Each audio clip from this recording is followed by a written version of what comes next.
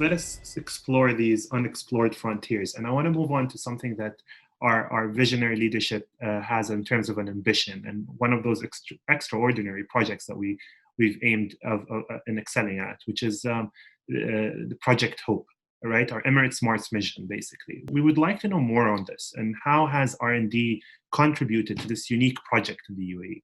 The Emirates Mars mission is a project that started in late 2013 as a concept on heading to the red planet.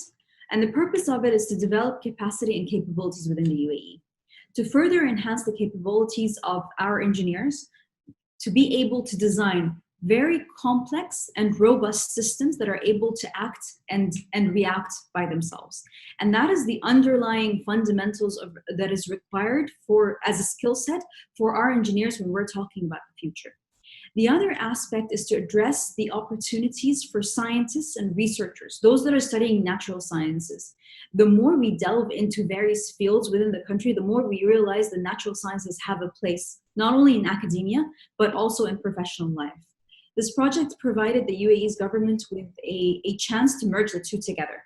You require scientific expertise to design the mission objectives and to design the requirements, and you also require them to vet the engineering outcome. And then engineers come in and they design and develop this very complex system that will revolve around another planet that you can't control in real time because you have a communication delay due to the distance from 13 to sometimes 22 minutes of delay.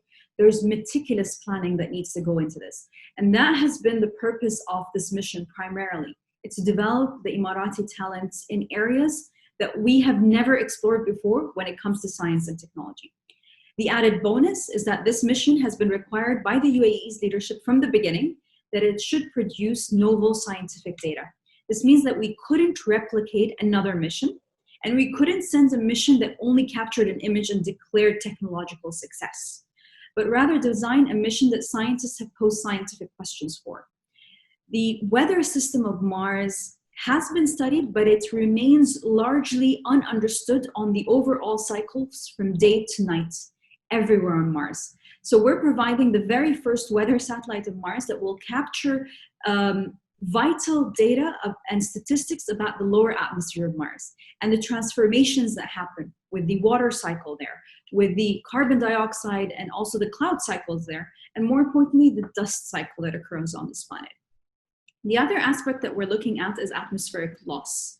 And atmospheric loss, as we know, is one of the primary factors for the transformation of Mars's atmosphere from one that was wet and could have had the right factors to allow for life to form, to one that is quite dry and arid. And one of the reasons is loss of hydrogen and oxygen from the upper atmosphere of Mars.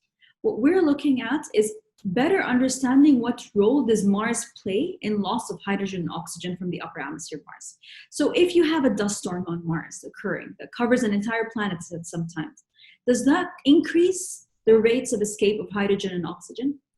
And there's those small questions and nuances that we pose along the way that ensures that we're able to link between what occurs in the weather of Mars and how does it implicate loss of atmosphere. And this provides us a new area of science that fits into the global understanding of the evolution of the Martian atmosphere throughout history. And what we're putting the piece of the puzzle is what happens to modern day or Martian atmosphere. This data will be upon the directors of the UAE's leadership will be freely available without an embargo period, which means that the Emirates Mars mission science team does not receive this data and is allowed to use it for a period of time prior to the world being able to download those data sets. As soon as we verify and validate that data set is going out to the wider public. Your Excellency, these are very interesting comments, and I think if I am to quote some of our leadership here about the wealth of this nation is based on its people.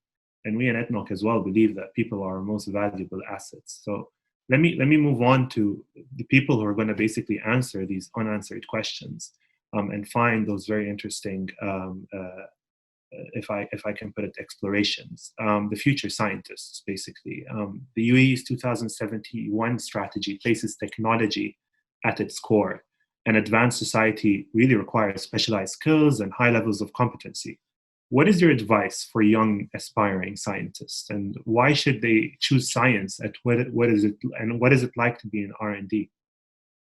The UAE's leadership and the 2071 Centennial Plan adds STEM at the core of the economic development and the prosperity of the nation overall.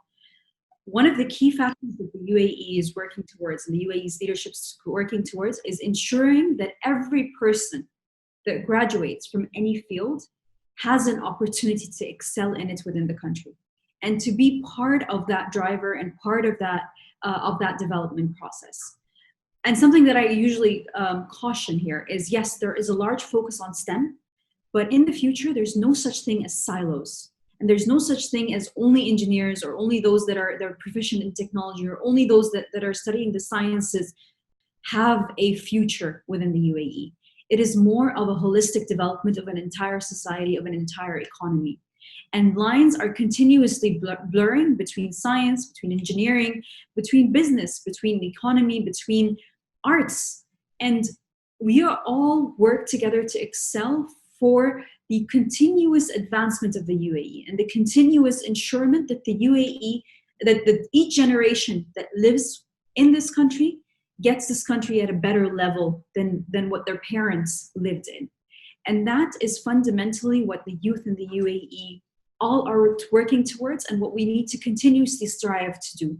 We need to excel in the area that we believe we are passionate about, because only with passion are you able to give at the role that you play at a higher level than working in an area that you're not passionate about. This is a very inspiring way to end this conversation. And I really, really thank you for these inspiring answers to those questions that we've posed. Thank you very much for joining us in our virtual Majlis.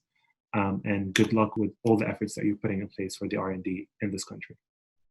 Thank you very much for hosting me, and thank you for hosting this Majlis.